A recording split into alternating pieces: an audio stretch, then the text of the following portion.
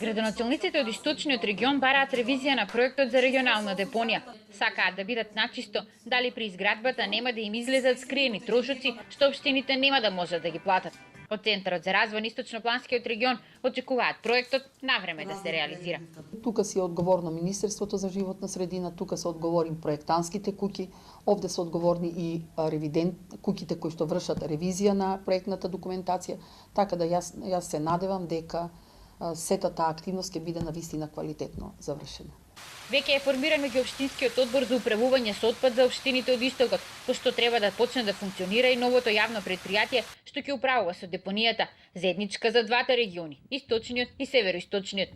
Се чека на зелено светло за набавка на камиони и канти за селекција на отпад.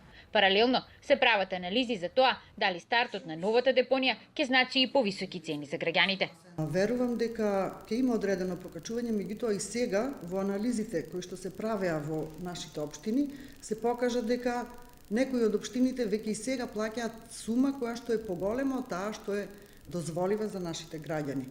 Се надевам дека тоа нема да биде некое големо покачување, меѓутоа бенефитите се навистина големи. Регионалната депонија треба да се гради кај Светониколското село Мечкуевци. Во неја ќе се собира ѓубрето од 18 општини. Како прва фаза наредната година е предвидено затварање на 7 општински и отстранување на 70 диви депонии. Регионалната депонија за источниот и североисточниот регион се гради со европски грант преку програмата за регионален развој, а нејзината реализација тежи 46 милиони евра.